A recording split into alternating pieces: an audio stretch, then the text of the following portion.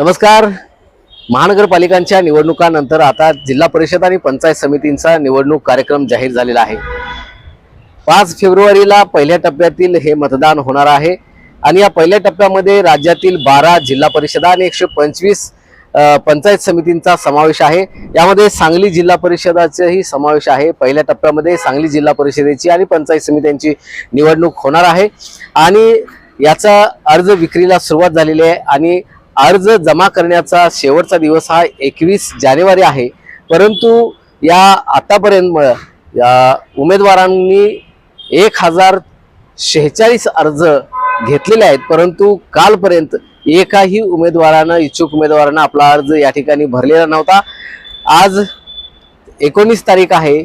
19, 20 आणि 21 3 दिवसांमध्ये मात्र या अर्जांचा पाऊस जिल्हा परिषद उमेदवार आणि पंचायत समितींच्या उमेदवारांचा पडण्याची शक्यता आहे। कारण पाठीमागची जी निवडणूक होती त्याही वेळी शेवटच्या 3 दिवसांमध्ये ही निवडणूक प्रक्रियेसाठी उमेदवारांनी अर्ज भरलेले होते आणि शेवटच्या 3 दिवसांमध्ये या उमेदवारी अर्जांचा पाऊस या जिल्हा परिषद आणि पंचायत समितींच्या उमेदवारांचा पडलेला होता।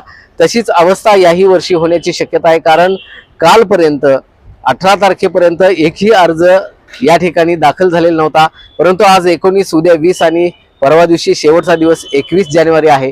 या तिन्ही दिवसांमध्ये मात्र अर्जांचा पाऊस पडण्याची शक्यता आहे।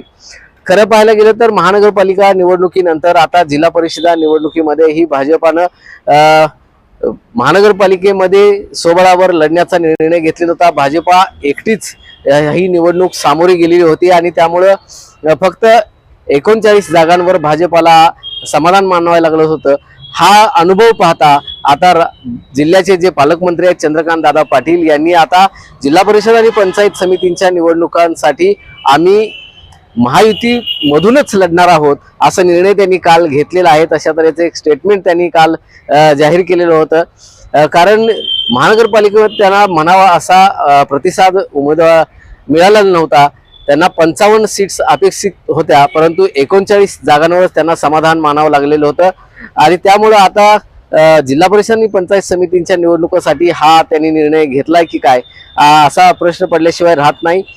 खरं पाहायला गेलं तर महानगरपालिका निवडणुकांमध्ये शिवसेनेनं भाजपाकडे अनेक सीटांची मागणी करून सुद्धा त्यांना भाजपानं वेगळं लढायला परावृत्त केलेलं होतं आणि त्यामुळे आता येणारी निवडणूक जी आहे पंचायत समिती आणि जिल्हा परिषदांची ही सुद्धा आम्ही स्वबळावरच लढू असा इशारा शिवसेनेचे जे सांगलीचे जिल्हा प्रमुख आहेत संजय विभुते यांनी दिलेला आहे आणि त्यामुळं खऱ्या अर्थानं जरी पालकमंत्री चंद्रकांत दादा जरी म्हणत असतील आम्ही ही निवडणूक महायुतीकडून लढणार आहोत, भाजपा असेल, शिवसेना असेल, राष्ट्रवादी काँग्रेस असेल, RPI असेल आणि जनस्वराज्य शक्ती पक्ष असेल, या सर्व घटक पक्षांना घेऊन आम्ही लढणार आहोत अशा तऱ्हेची भूमिका जरी पालकमंत्र्यांनी व्यक्त केलेली असली तरी महानगरपालिकेचा जो अनुभव जो RPIला असेल, त्याशिवाय शिवसेनेला असेल, राष्ट्रवादीला असेल, हा अनुभव मात्र